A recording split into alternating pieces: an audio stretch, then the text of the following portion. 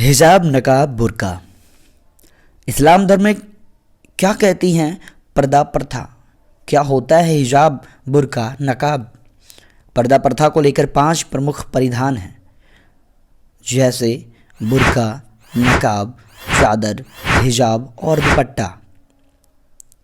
लेकिन इनसे जुड़े कुछ सवाल भी हैं जिसके उत्तर हम देने की कोशिश करेंगे।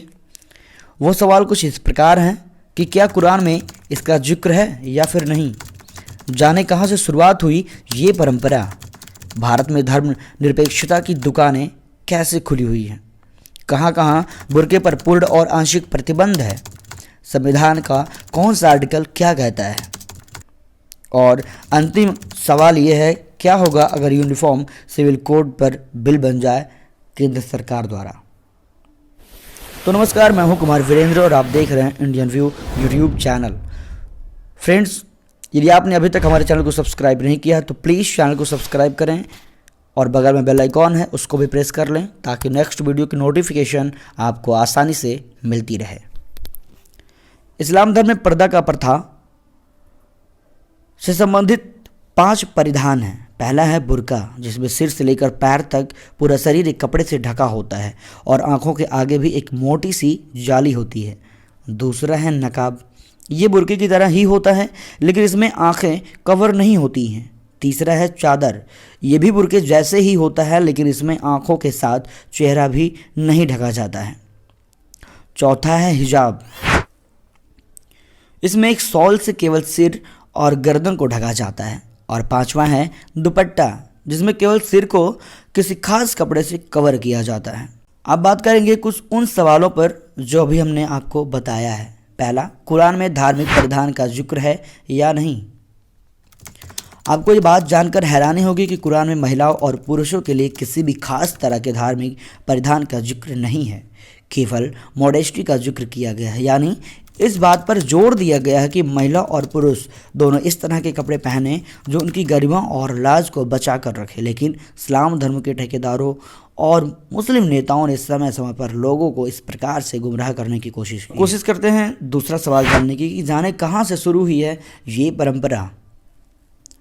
प्राचीन काल में अरब और ईरान, रोम में महिलाओं द्वारा अपने सिर और चेहरे को ढक कर रखने की परंपरा थी और इस परंपरा का पालन भी केवल राज परिवार और उच्च वर्ग की महिलाओं तक सीमित था।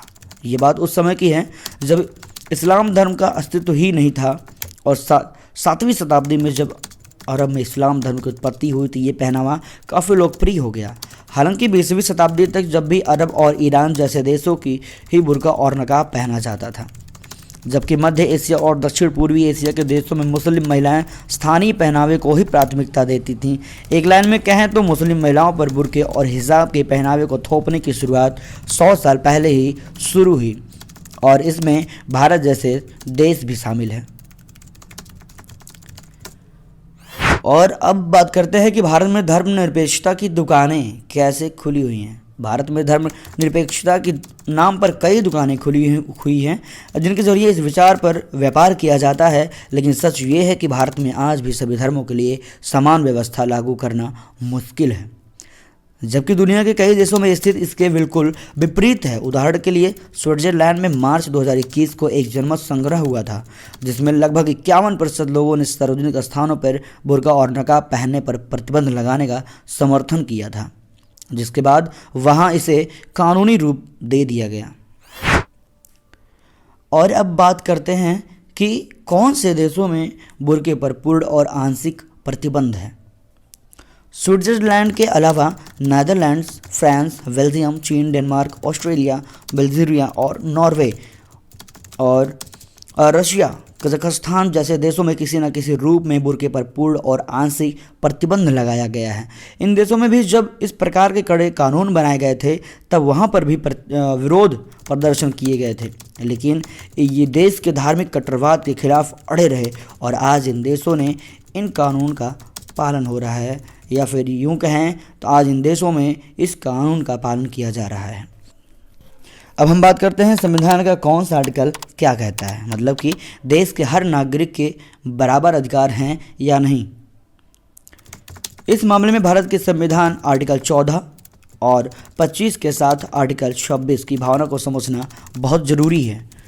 संविधान का आर्टिकल 14 ये कहता है कि देश के हर नागरिक के अधिकार बराबर हैं, जबकि संविधान का आर्टिकल 25 कहता है कि हर व्यक्ति को अपनी मर्जी से किसी भी धर्म को मानने का अधिकार है। वहीं आर्टिकल 26 लोगों को धार्मिक परंपरा निभाने का इजाज़त भी देता है। अब ये भी आप कह सकते हैं कि आर्टिकल 25 और 26 वो ढाल है जिनके पीछे तमाम पर्सनल लॉज छिपे हुए हैं। और अब बात करेंगे कि यूनिफॉर्म सिविल कोड पर बिल ला सकती है केंद्र। अगर लाए तो क्या होगा? इसलिए केंद्र सरकार चाहे तो संसद में यूनिफॉर्म सिविल कोड पर बिल ला सकती है, जिसके तहत सभी धार्मिक कानूनों को खत्म करके समान न्याय व्यवस्था लागू की जा सकती है। हालांकि कुछ विशेषज्ञों का कहना है कि इसमें आर्टिकल 25 और 26 रुकावट बन सकते हैं। ये मामला कानून से ज़्यादा सामाजिक है, क्योंकि यूनिफॉर्म सिविल कोड हर धर्म के लोगों पर असर डालेगा और भारत जैसे देश में इसे बिना विरोध के लागू करना सरकार के सामने बड़ी चुनौती होगी। तो फ्रेंड्स, उम्मीद करता हूँ ये वीडियो काफ़ी अच्छी लगी होगी और उम्मीद करता हूँ कि समझ में भी आया होगा। इसी प्रकार के और वीडियो देखने के लिए इंडियन व्यू चैनल पे बने रहें।